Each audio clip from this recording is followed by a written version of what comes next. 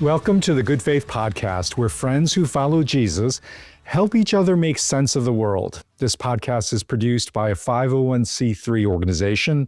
I'm your host, Curtis Chang. As the host of this podcast, I love asking questions of my guests and hearing their answers.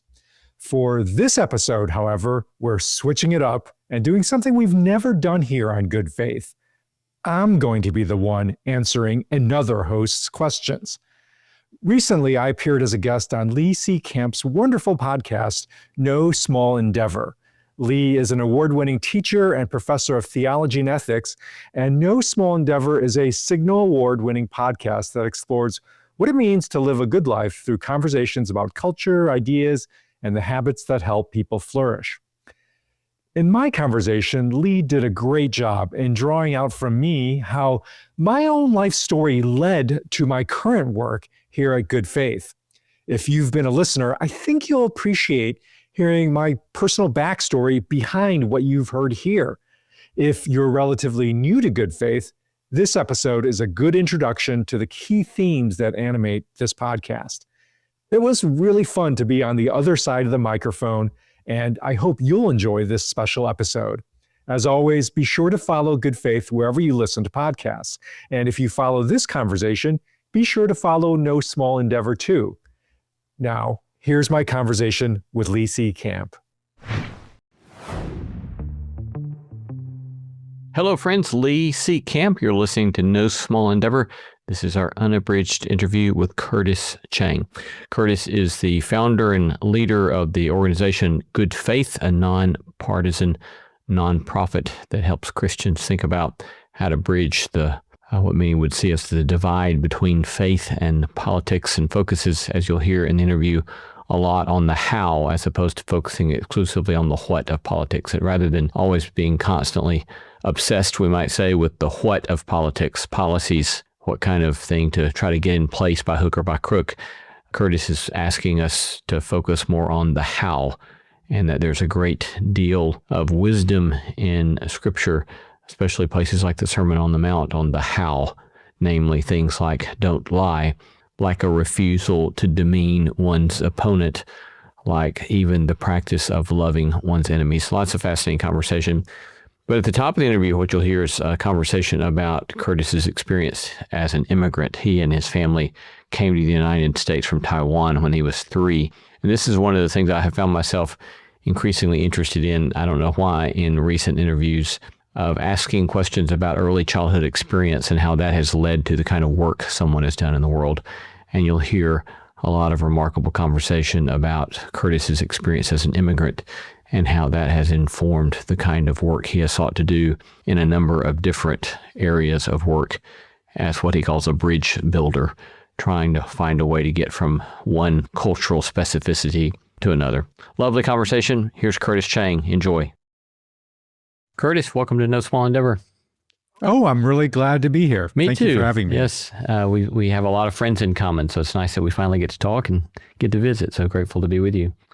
I wonder, maybe it's because I'm getting older myself, but I start to think about sometimes early childhood memories. And I wonder, what's your earliest childhood memory? My earliest childhood memory is I was born in Taiwan. I immigrated to the U.S. when I was 3. But my earliest memory of Taiwan is this very snippet of a memory where I was suffering from a very severe flu and was very feverish.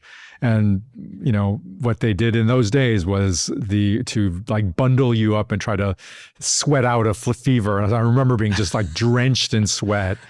And then somehow the fever broke and my mom came in and took me out on the balcony.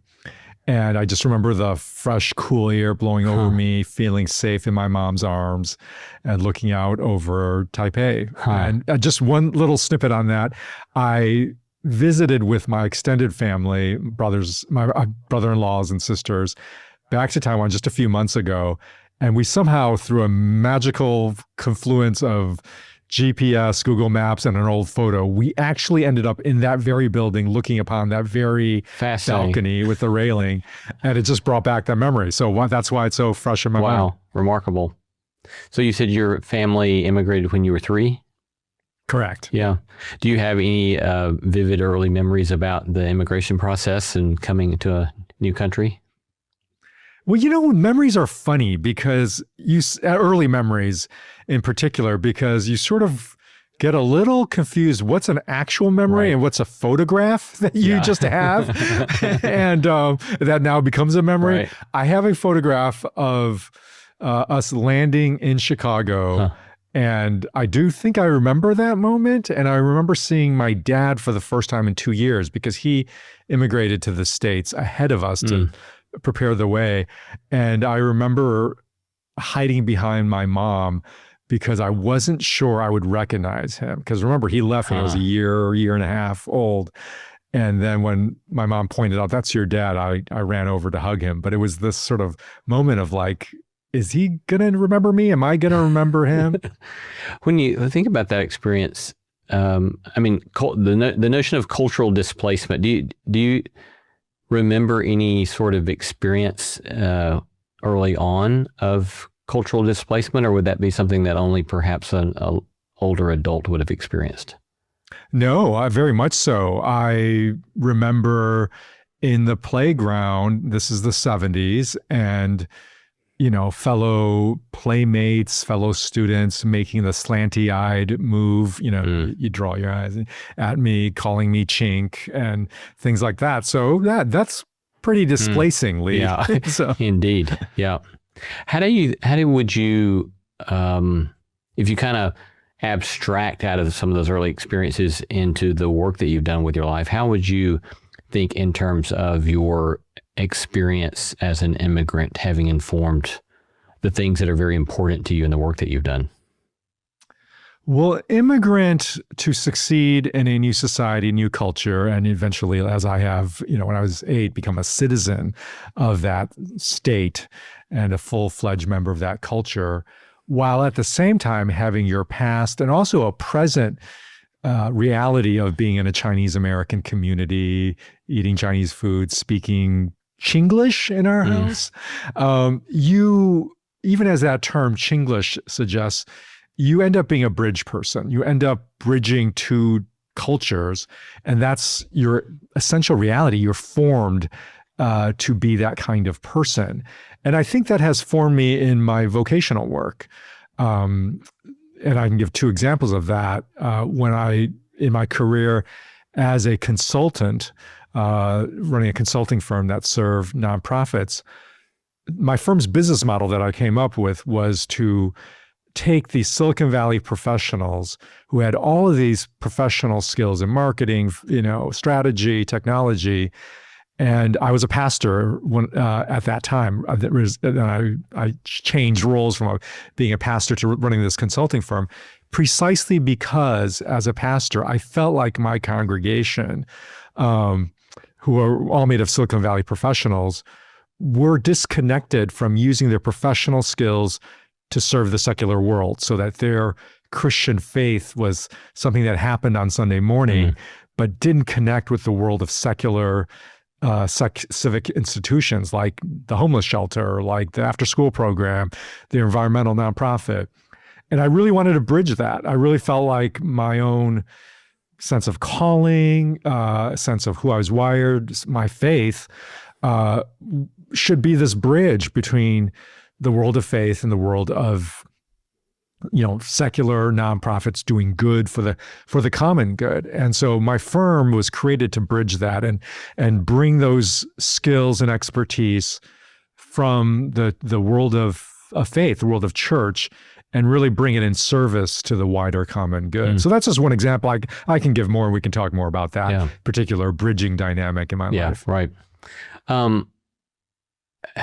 To what degree do the experiences of being an immigrant in your mind, how often are you aware of that? Or I guess, and I would make up that there's the perhaps if you go back to Taiwan, you're not quite Taiwanese enough, Chinese enough. And here in the States, you're not quite American enough. I don't know. Is that a fair description, or how do you experience that on an ongoing basis? I certainly experienced in going back to Taiwan that I was not, a sense that I was not Chinese enough, just struggling with language. I like to say I have about 5 minutes of Chinese Mandarin fluency, and then it just collapses. And, the problem is, and when you go to Taiwan or China, as I've done also, I'm good enough in that first 5 minutes that then, the conversation on the other end goes blah, blah, blah, blah, blah, blah, and I'm lost, right? So I definitely experienced that. I embrace fully the belief and conviction that immigrants helped make America and are fully Americans. To quote Hamilton the musical, immigrants, we get the job done. And I feel like I am fully American, and that to be Chinese American does not subtract or remove the American part of it. And so, we're living in a political moment where there are movements, perhaps even political leaders who want to degrade that sense of immigrants being fully American, but I resist it. I'm claiming my full American identity. So then in time you go to Harvard as a maybe somewhat idealistic young man. At least I've read an account maybe that indicated that maybe you thought of yourself that way, wanting to learn about democracy. So, and you study government, I understand? That's right. Yeah. Talk to us about kind of the drive of pushing you in that direction. Yeah, again, I felt like this is my country, this is my society. I want to contribute to it, and that's why I majored in government, or political science, more broadly as it's known. And I actually, when growing up, my first ambition was, I want to be a president. I want to be the president. I want to become a president of America.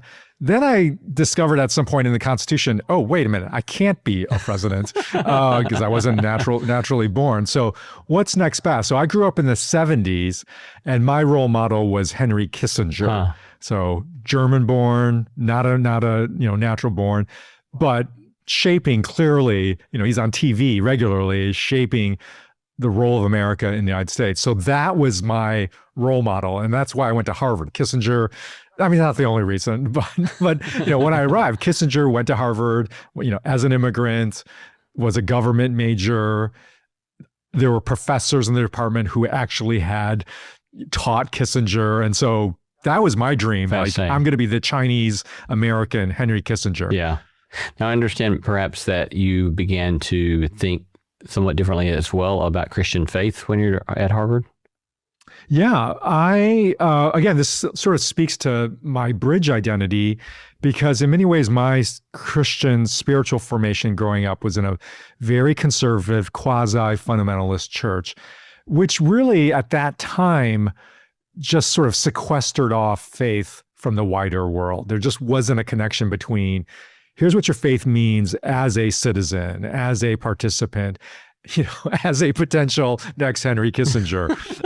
So it was really divided, and so when I went to school, it was like my faith was in this one compartment of my life and was part of the Christian fellowship and went to church and so forth. And then my classes, studies, aspirations in a different part of my life. And one of the revolutionary things that happened for me in my college years was I began to see that, no, these two worlds are meant to be integrated.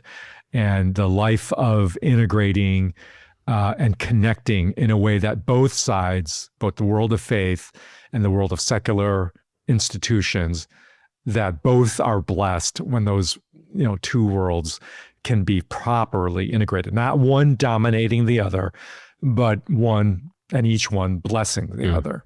I mean, that's a fairly significant theological shift. What were some of the sources or precipitating moments that led to that? Well, one is I fell in my freshman year with a bunch of, I guess you would describe them as deeply Christian, deeply political, and deeply Black in Christians group that I just sort of fell in with.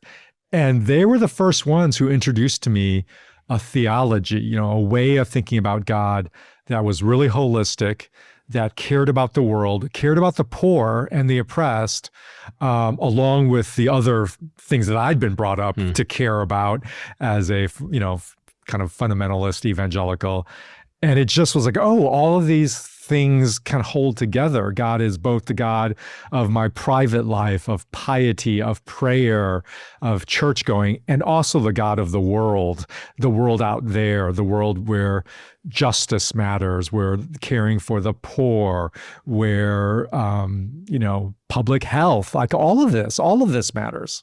Was that those friends that you fell in with informed by somebody like James Cone, like a liberation theology, or what were some of their theological That was a sources? thread. So these are people who read James Cone. For those, who don't know him, like a very sort of Christian, what you would call liberation theology, very, attentive to the Gospels, attention on the poor. But they were also people of prayer. They were not political, only. They were also deeply faithful folks. So it was a model for me of how these two things can both be held together. And then subsequently, you're a pastor. Is it as a pastor when you began doing some reconciliation work in South Africa?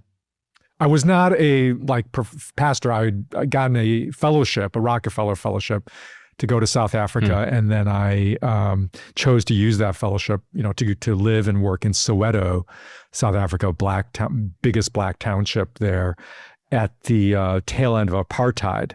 So it was 92. So I was actually, if you want to talk about my being an illegal immigrant, which I was not in America, but in South Africa, technically I was an illegal immigrant because only blacks should have been living in Soweto according to apartheid. And I was a Chinese American, and that was quite a bit of anomaly there. So much so that whenever I walked out in the streets of Soweto, I would be surrounded by a little mob of black Sowetan children doing kung fu moves around me, because that was the only context they had for a Chinese face.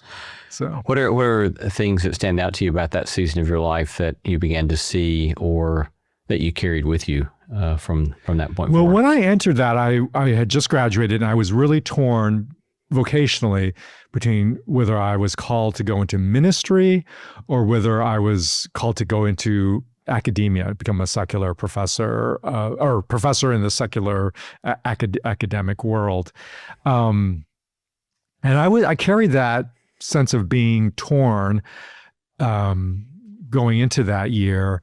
And being part of that small church, which was one of the few interracial churches at that time, and as far as I could tell, the only interracial church where the white members of the church would travel onto the black Christian turf, onto Soweto. They would travel into Soweto to worship together. And I just found that very moving. I found that to be a sign, a symbol of what the new South Africa could be, was straining to come into being, but was in deep pains in that moment of the end of apartheid, whether that new multiracial democratic South Africa would be born. And I just got a vision of, the church could be an embodiment. The church could be a expression, a foretaste of what God's desires, was for South Africa, in my belief, which was to be a multiracial, pluralistic democracy. And that little church, really no more than maybe 30, 40 folks, to me was like, I want to be part of this kind of signpost to a reality that God desires. And that's what led me to be in my first vocational move. This is before I became a consultant, and even before what I'm doing now. That was my first sort of vocational sense of calling to be a pastor. I mean, already numerous times in your storytelling you shared with us, you've alluded both to the personal, spiritual realities and practices, as well as the public, social, political implications of faith. obviously, well, I don't know about obviously, often those two don't always get brought up in the same conversation, and yet you're holding on to those in a way that I find compelling. And one of the areas that you've written about and talked about a lot that goes back to the personal space is your work on anxiety. So tell us how that comes to the fore, or maybe even, and I don't know, I wonder maybe if we should flash back to earlier life and ask, when did you first begin to realize maybe you have some work to do on anxiety in your life? I don't think I could have named that growing up, but looking back, I realized I was actually a deeply anxious child, teenager, young adult, middle-aged adult, and even now, really. And I didn't have the categories, but looking back, I grew up with a considerable amount of anxiety. And the thing was, I actually think a lot of that anxiety fueled my ambition, fueled my energy to become somebody that could go to Harvard, for instance. And again, I this is in retrospection, I could sort of see that. But I would say, Lee, that even my work on anxiety, I did not do that work purely to stay in the Christian world. I began that work in 2020, right after the pandemic broke. And it was out of the realization that our whole society was deeply anxious in that moment. If you can dial back your memory to what early 2020 felt like, I mean, that was just a deeply anxious moment that spanned whether you were of a particular faith or not. And so that led me to reflect both on my personal history as an individual who is anxious, but also, as a Christian, like trying to ask the question, is there something in the Christian tradition, in the Christian faith, in the Christian scriptures that could be a voice of good news to not just Christians, but to anyone struggling with anxiety? And that essential message was, anxiety is so often categorized as a problem in our lives, in our society, to make go away. And I wanted to bring what I think is a really important insight from Jesus himself, but from Scripture, is that anxiety is not a problem to make go away. It's actually an opportunity for growth, for spiritual growth, for emotional growth, for relational growth. But that's why I titled my book, The Anxiety Opportunity. I wanted to reframe anxiety from a problem that we want to push away, make go away, medicate away, to actually enter it, experience it. It's uncomfortable, but to actually go through it as an opportunity for growth. Talk to us a little bit more about how it could be an opportunity, or how does one frame it such that it is an opportunity? There's a lot of ways, but let me give you one example. And it speaks to my own childhood and teenagerhood that I just recounted, right? I did not realize that so much of my energy in the world was actually driven by anxiety. And when you don't realize that, it leaks. All sorts of the anxiety leaks. It leaks out in my own sort of personal life, but it really leaks out into others, So early on, when I was a leader in ministry as a pastor, again, I didn't fully name that reality. I didn't fully recognize. So I would lead in very strong, forceful ways that other people would interpret, wow, Curtis is a hard driving leader.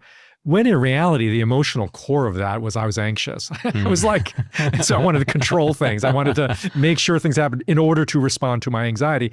And I think I did a lot of damage to myself, but to people around me, to my staff, because I didn't realize that. Now, having more awareness of, wow, this is driving that, it's actually an opportunity for me to lead better.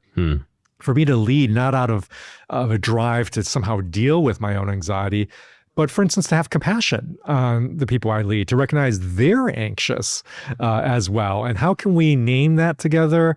How can we recognize what's at the core of that anxiety? And Lee, at the core of anxiety, if you sort of look at it as not a problem to go away, but really as an opportunity for growth, at the core of every one of ours, common experience of anxiety is some fear. It's some fear of loss. That's what drives anxiety. It's a fear of, frankly, future loss. So when you can name that, like, what am I afraid of? And what future scenario am I imagining that fear becoming reality? It's becoming reality in the future, right? And so it just gives you the ability to actually face it. Like, oh, I'm afraid of looking bad. I'm afraid of my church shrinking and me not getting to get my salary paid. Like that was a fear. That was like really, I'm kind of embarrassed to name it, but that was present, and if you can face that, there's just a lot of ways that leads to growth. It leads me to like, oh, I gotta actually learn how to trust, learn how to trust God, learn how to trust the people around me, and not give into this fear. You noted a moment ago that perhaps until we're given language, we may not be able to see our anxieties. What kind of language, let me back up. If someone's listening and they think, oh, I've got something going on in me, but I don't really know what it is, how would you suggest they might do some introspection, ask themselves certain questions to see if they need to identify anxiety and thus whatever fears may be driving them? Well, one is what I just described, is like trying to do some inner awareness work, either by yourself or with a therapist or with just your spouse. Like, what's behind these symptoms of anxiety? What do I fear? And then also, what time scenario am I living in? Because if you really sort of do a look at it, it's not the fear of some loss that is happening right now in the present. You're getting hijacked into the future. You're living in the future. Your mind and body are sort of indwelling an imaginary future where that loss is happening. And that's what you're afraid of, right? So just getting some of that language, like, okay, if anxiety is a hijack in the future of some feared loss, can you name that loss? Can you name that fear? And then can you also recognize, oh, I'm living in the future. How do I get back into the present? How do I live as a more present-oriented person? Those are just some examples of awareness and moves you can make that in which anxiety actually leads you to become a more thriving, fruitful human being. You've done lots of work in trying to help American Christians navigate their own anxieties and fear with regard to American politics. How would you narrate, or what story would you employ to give an account for how it's seemingly we find American Christians with such deep anxiety shaping their American engagement? Well, I don't think you can understand the current political moment if you don't understand anxiety. And again, anxiety is a future scenario of feared loss. And so this anxiety really occupies both the right, left, middle, whatever you want to call it, all along the political spectrum. So take an example on like, say, the conservative, as conservatism is now being practiced, on the right, let's say, there's a fear of loss. If you dig deep into what's going on, it's a fear of there's going to be imposed on me a set of sexual practices that I makes me afraid. I don't want it. There's going to be a secularization such that my kids are not going to grow up Christians. And so we gotta seize governmental power to change culture, to protect us from this, onslaught of gender or sexual policies, right? Now, the key thing to know is there's a germ of actual true fear in it, but when we not aware, oh, that's actually what I'm afraid of, it kind of metastasizes and mushrooms up into all sorts of things, such that you're now we got to seize power in order to guard against this future loss.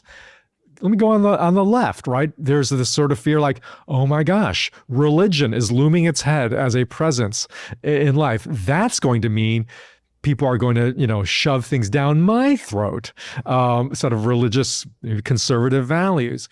And again, there's a germ of truth because that is like starting to brew in conservative circles, but it's overblown. There's actually, there's not as many Christians that view that way as that fear on the left believes, but it causes them to adopt politics that are highly oppositional, that castigate, that stereotype the political opponents they fear. So you have to understand this anxiety pervasively influences our politics. And that is why I, along with David French and Russell Moore, created this project, which has a book, a video course, and even a worship album to try to help us as Christians become more aware of that and engage in politics across the political spectrum, not with fear, but with faith. We'll come back to some questions, follow-up questions about your project with Russell and David here in just a moment. But let me ask, how do you think that, or why do you think that so many Christians in the U.S. Seem to be caring about such a deep distrust of institutions as such? This is another passion topic of mine, Lee, you're naming exactly. I believe the reason why so many Christians across the political spectrum have this deep distrust of institutions is both something real and something, let's call it spiritual, and it's spiritual formation of how we as Christians have been formed to think about God, about the world, and so forth. So let me talk first about what's real. In reality, our institutions have, in some very meaningful ways, failed us. Again, both on the right and the left. We are living in an era of institutional fragility where you can look out and say, this institution's not doing that. This institution's not doing that. This institution's not failing. There's pervasive examples of Silicon Valley corporations just running ramshod with AI and not, sort of caring about the wider society. Our economic institutions that are not lifting up our next generation in a way that they can have lives better than ours. Like there's widespread failure of institutions. So that's real. But the problem is, and I'm going to speak here explicitly as a Christian here, right? But I think this is a spiritual reality that everyone faces, which is we do not think of institutions as human. We don't think of them, we think of them as a object, as a tool. And so when a tool fails you, Lee, like when a hammer breaks and splinters, we both as Christians and just all citizens, we don't think, I should repair this tool. I should redeem, that's using Christian language.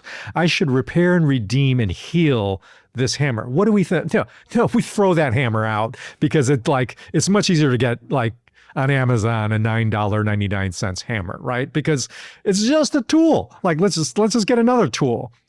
And we approach institutions that way. It's a thing. And so when it fails us, we distrust and reject and throw it out, throw it out into the garbage because it isn't giving us what we want or need.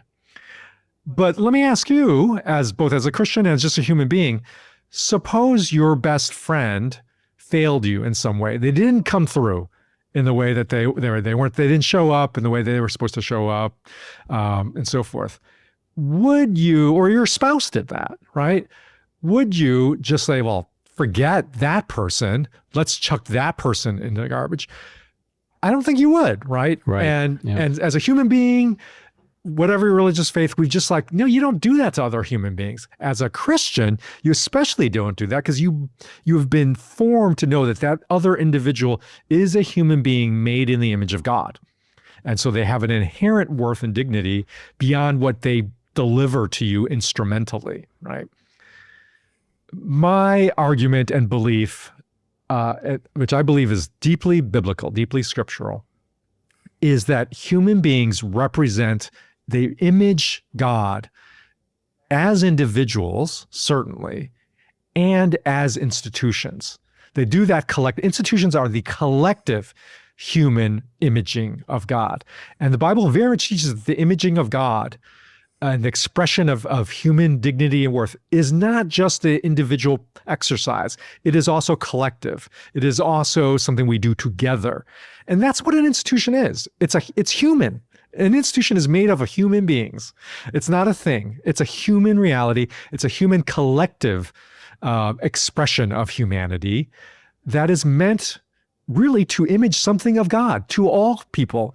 A hospital is an image of God as a healer. In fact, and Christians actually, early Christians were the ones who created the hospital, this institution known as a hospital, out of a sense of, well, if we're going to heal people, which we're called to do in imaging Jesus, the great healer, right? We can't do that alone. We need this thing called a hospital. Again, notice how I slipped up there. I said a thing, right? No, we need a collective expression of humanity that we are going to call a hospital. And that's what's going to enable us to actually bring healing into not just Christians, but the wider Roman society. That's what was the vision of the early hospital. That, in plagues where the typical Roman would just flee the city, Christians, no, we're going to stay. The sociologist Rodney Stark really documents this historically. We're going to stay and be an agent of healing, and to do that, we need to do it together. And what are we going to call that collective exercise? It's going to be a hospital. And so a school is an institution that is a collective expression of human teachers, human parents who bring their kids to this, a human counselor, a human principal that's come together and say, we want to educate our people and we can't do that alone. And so we got to do it together. And we're going to create this human being, a human being in the collective sense of being, called a school. And so this is why, and so because we don't think then, let me circle back now, because we don't think and we don't have an imagination spiritually or otherwise, we don't have an imagination that an institution is deeply human. That's why when it fails, we just chuck it, we distrust it, we throw it out, and we don't have a posture in the Christian sense of redeeming, of redemption, or more secularly, of repair. That these are human beings that are, sure, they're broken, but they're not to be chucked out. They are meant to be repaired and redeemed. And that natural impulse that we have to an individual really needs to be extended to human beings in the collective sense of the word being, which is an institution. I want to imagine for a moment that someone's listening and they buy what you said so far. That more to re-envision institutions as deeply human entities of some sort, rather than just mere things and thus easily discardable.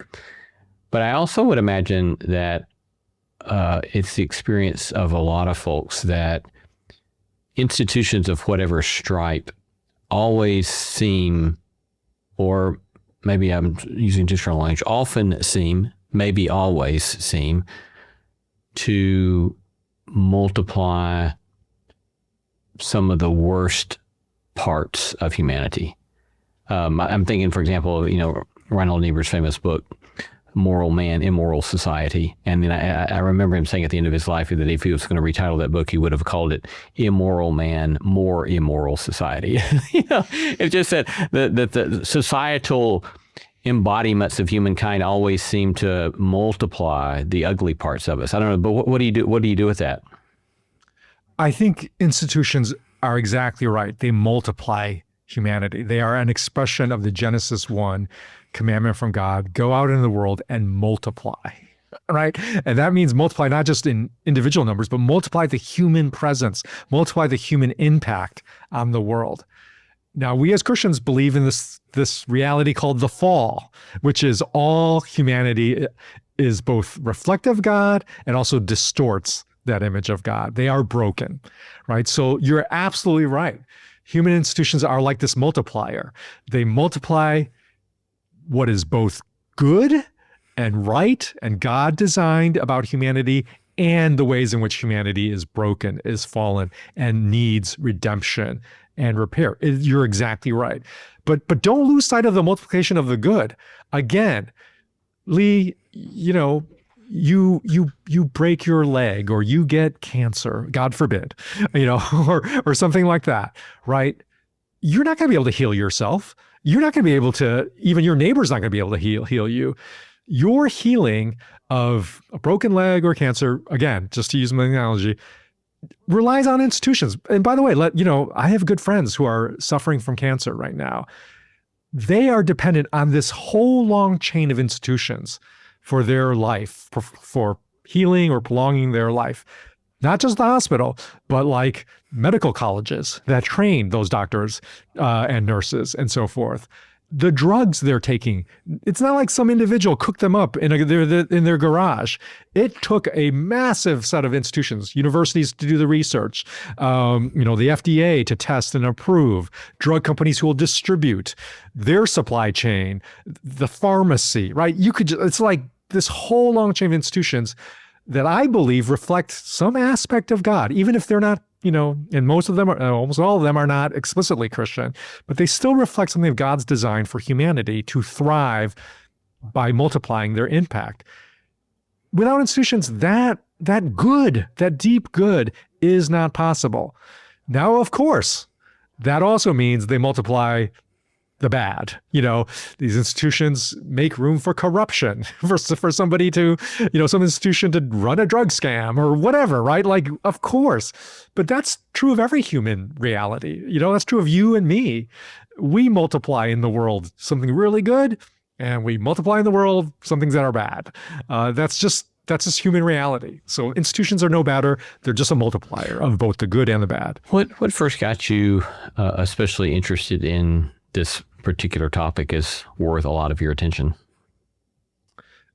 I would go back to my sense of just being created to be a bridge person. So it came out of this first career that I had, which was in ministry, in the world of faith, in the world being a pastor, in the world of theology, thinking about God. And then I had the second career stage of running a secular consulting firm serving secular institutions, nonprofits, government agencies, hospital shelters, all of that, like systems of institutions. So I went from a world of faith and then a world of deeply embedded caring about trying to redeem. That's really what my consulting firm was trying to do. I didn't put it in that language, but we were trying to repair and redeem institutions as institutions. And so my third career stage, which I'm in now, was like trying to bridge those two things. So I've had deep experience in faith, deep experiences with institutions in the secular world. How do those two connect? And that's what led me to, really my current work as the, founder and executive director and of Good Faith, and a comrade and colleague of you in the podcast world, in our own podcast, Good Faith. And the mission of Good Faith really is to try to be that bridge to help both sides see how each of us, worlds of faith, world of institutions, are meant to bless one another. Well, that's a great segue to talk a little bit more about the work that you're doing now.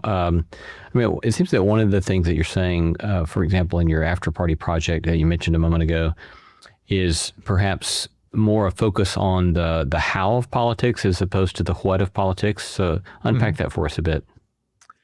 When I say the word politics, I think the vast majority of minds out there go immediately to what I would call the what of politics. So what policies are the right policy? And I'm going to speak as a Christian, like what policies are the Christian policies on, immigration, abortion, religious liberty, gender and sexuality, or economics, pick your issue. It's immediately the what. What is the substantive policy that's the quote unquote right policy?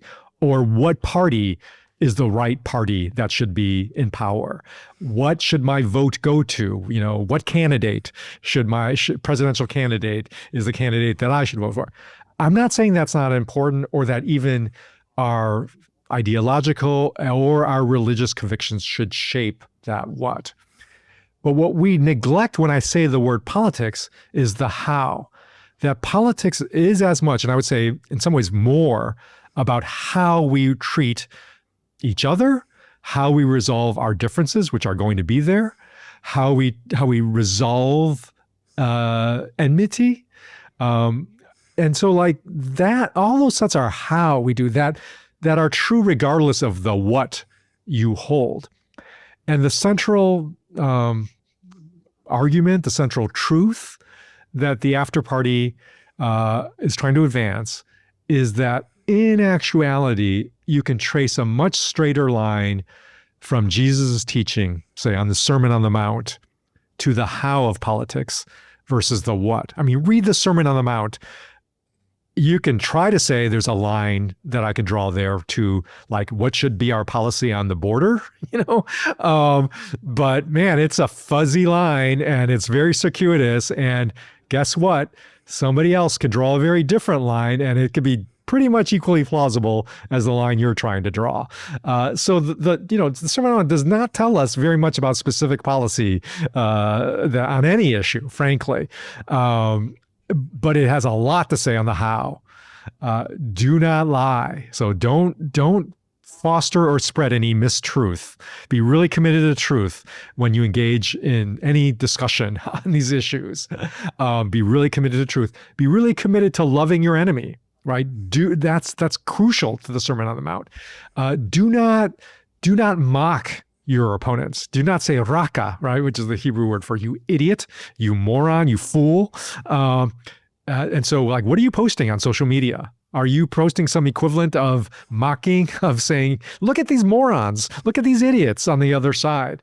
Those are all how practices that are like a straight line that you can draw from just the Sermon on the Mount to very important how practices in politics. So that's what we were trying to show, trying to demonstrate, and trying to encourage that's got to be a deeply Christian exercise of politics.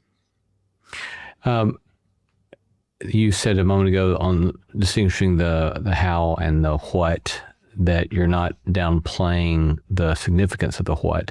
But I'm thinking, say you've got in the civil rights era, there is a lot of emphasis on the how. You've got Dr. King, for example, embracing nonviolence, and the love of enemies is very significant elements of the how. But there's also a very clear what, right? There's a very clear, we must reject Jim Crow manifestations of white supremacy. In your mind, when does one rightfully hold those together, or how do you think about drawing the line between the how and the what? You've just named, I think, a so important, vital contribution of Black Christians to our history and our faith broadly, regardless of your race.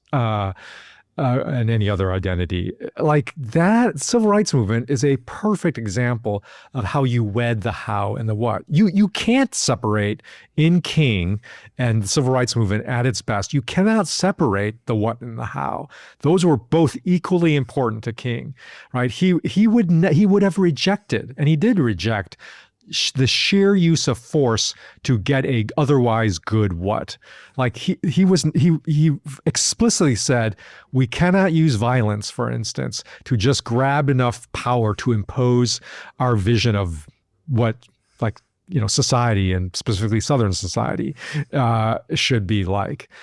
We have to hold the how of nonviolence, the how of love of your enemies, the love of the need to show mercy. And all of this is completely inseparable, completely integrated in the civil rights movement. I think that should be a prophetic vision for us Christians today, of how we engage in politics, and that you can't separate those two. And too much what happens is that people are willing, Christians and otherwise, are willing to sacrifice their best, highest instincts on the how in order to win on the what. And so it's the by any means necessary. Which was a temptation that was in the civil rights movement. That the by whatever means necessary is Malcolm X's famous phrase, right? So that's always going to be a temptation, is to sacrifice the how at the altar of what. And I think we as a society, and definitely we as Christians, need to reject that sacrifice. You, in the after party, you all use the practices of hope and humility as central practices, and make a case for the importance of trying to hold together both high hope and high humility. And then you kind of lay out in a grid kind of different places you might fall depending upon how much high or low you are in each of hope or humility. And yet you label yourself in that grouping of four a cynic. So tell us about how'd you become a cynic, and how do you think you are having to navigate that, or how do you combat that in yourself? Yeah, so I won't try to replicate, this quadrant, which I love because I think it's so helpful. It is. I will say as well, I think it's also very helpful. Yeah. Well, thank you. This is an expression of my low humility. It's awesome. It's the greatest thing ever. You should go out and buy The After Party because it's like the best book ever written. But so, yeah, the cynic is how I describe it, is low in humility and low in hope. So it's low in humility. Well, it's low in hope, right? Because as a cynic, you think everything's awful and nothing can make it better. So I'm low in hope. And I'm also low in humility because guess what? I'm right about that analysis. I'm right. Anybody that thinks differently is a raka. And so I am low in humility because I think I've got it, and that got it is like everything is terrible. So I don't know how I became a cynic. I'm not sure. And it's a temptation, right? It's a temptation to be a cynic that I'm talking about. I'm not saying that that's good or right, or I need to move from that cynic position.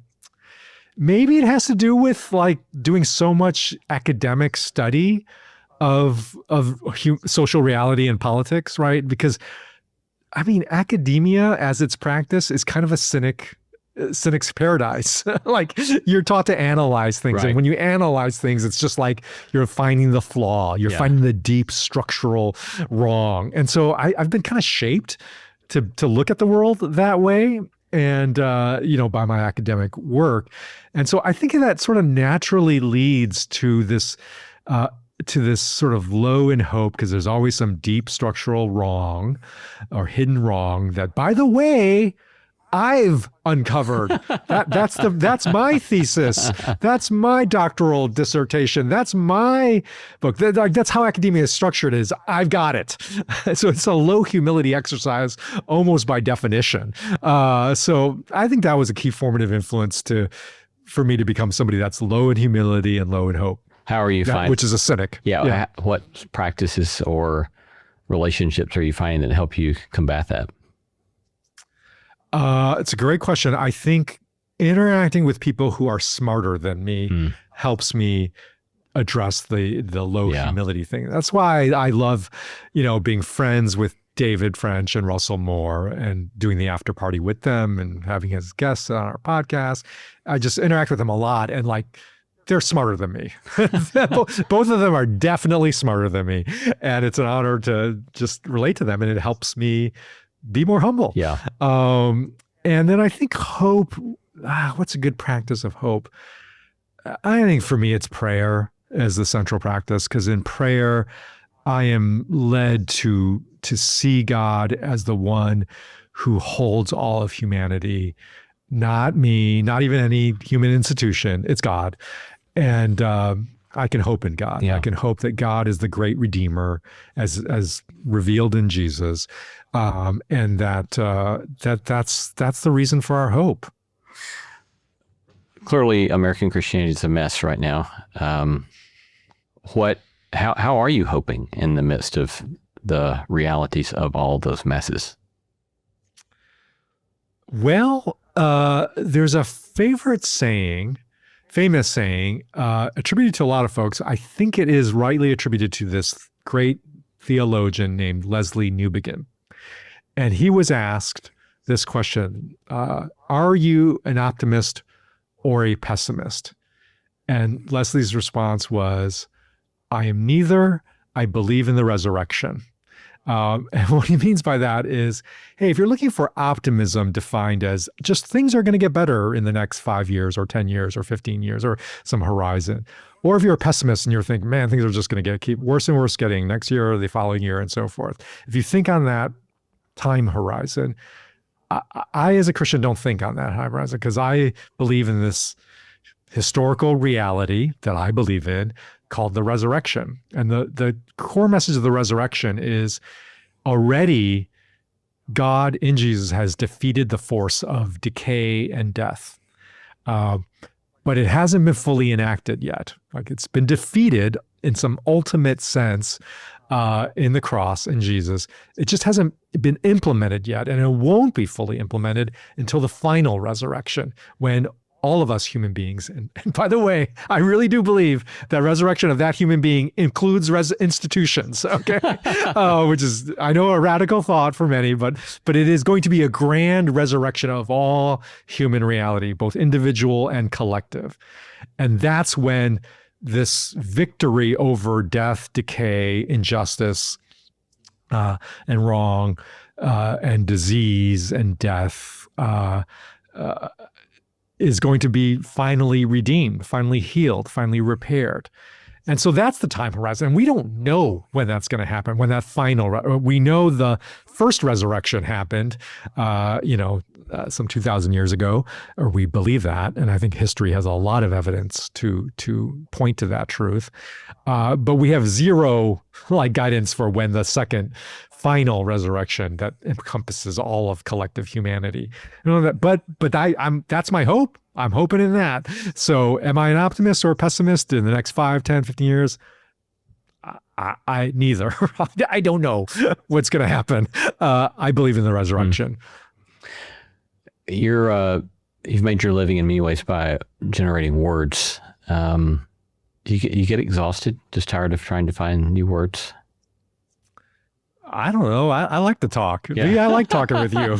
So I got a lot of words in me. And what fuels that ongoing desire to keep talking in a way that tries to point people to some new possibility? Lee, again, I cannot help be a person that bridges Christian language with secular language. So here's a word that I hope does that bridge. It's the word prophetic.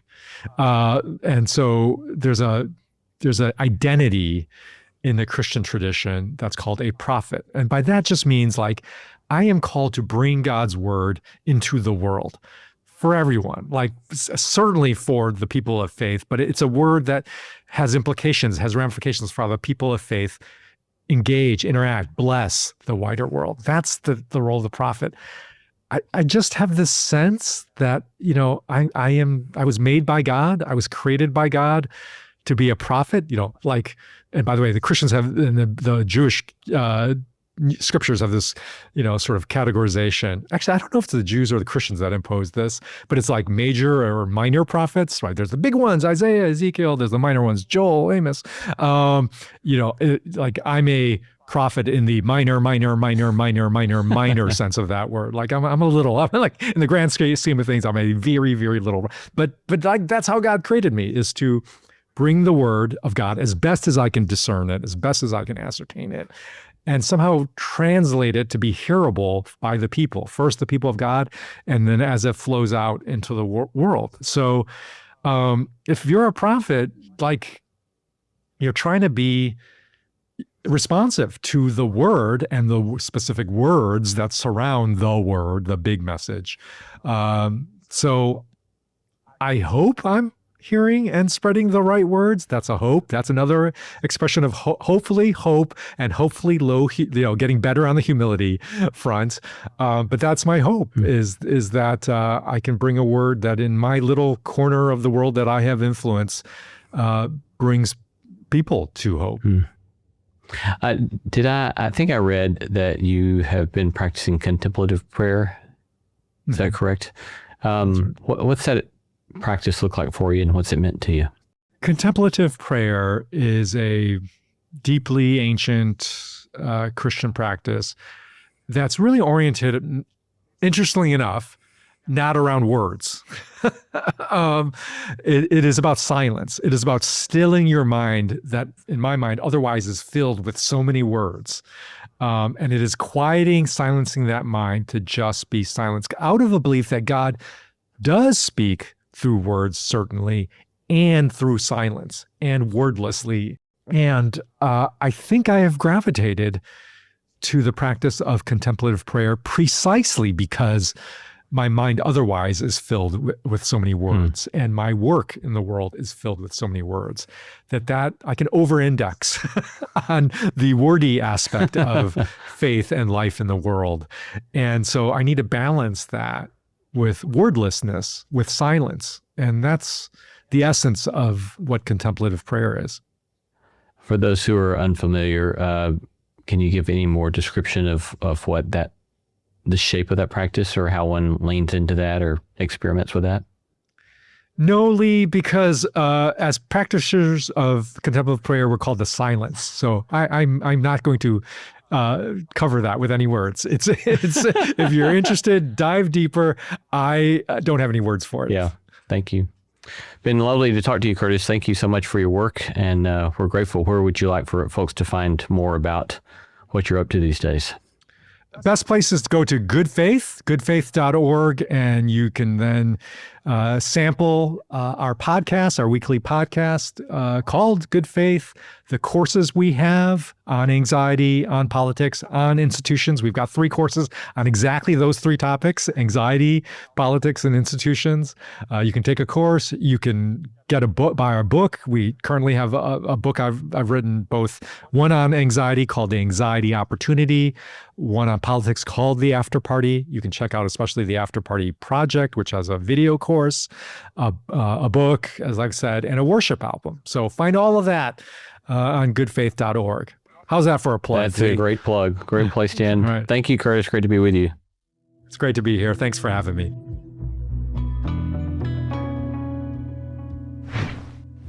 Listeners, I hope this conversation helped you understand the story behind this story, behind good faith and what we do here. I'm grateful to Lee for the opportunity to reflect on how God has used my life to shape my sense of calling in the work here.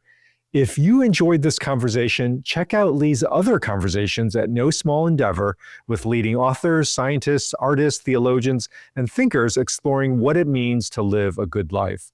Follow No Small Endeavor on Apple Podcasts, Spotify, or wherever you're listening now. New episodes are released every week. And as always, be sure to join me back here when we gather again around the campfire.